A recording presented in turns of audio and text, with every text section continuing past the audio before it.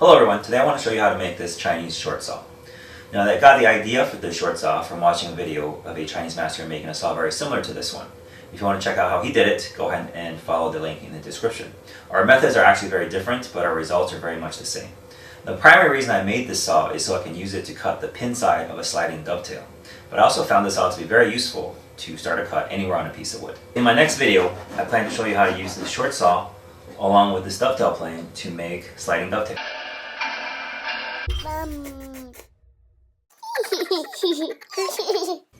I started out by taping up 2 pieces of steel using double-sided tape. Then I made a template based on what I saw in the Chinese master's video. And this template is available for download for free. Just follow the link in the description.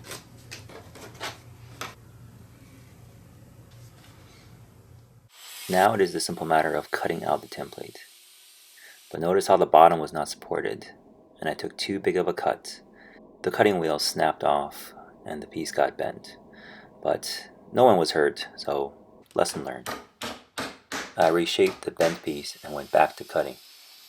I left the underside of the handle uncut so I have something to hold on to while I grind the top half of the brace piece.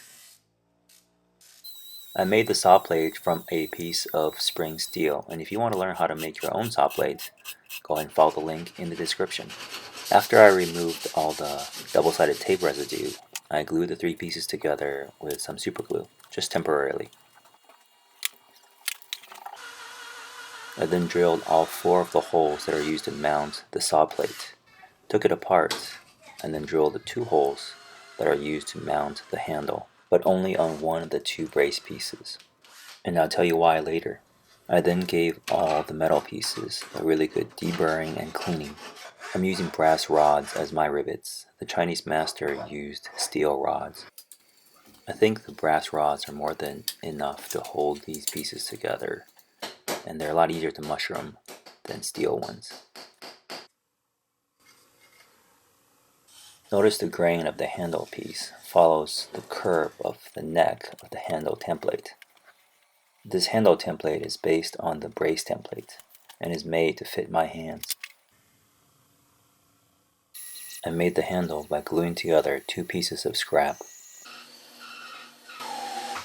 To make the wedge for the handle to slip into the 2 brace pieces, I first found the center and then joined the line from the center to where the brace template ended.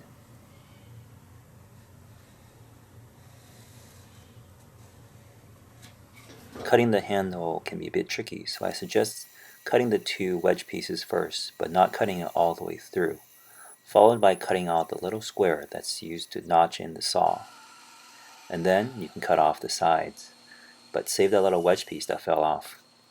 I then sanded the piece so that it basically tapers to a very fine point. Once I checked the fit, I then used epoxy to glue the handle and the metal portion of the saw together. Once the epoxy was cured, I drilled out the rivet holes on the handle, and I used a little wedge piece that was saved earlier to help me level out the project while I'm drilling.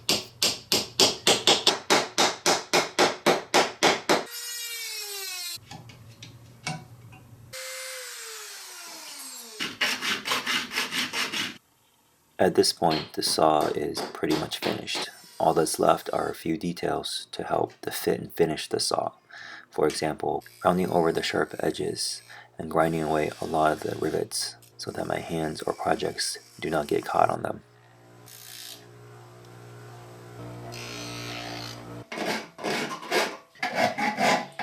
The finish I'm using is beeswax. Simply heat up the beeswax and apply it to the project, and then buff and remove most of the excess wax until the project feels nice and smooth.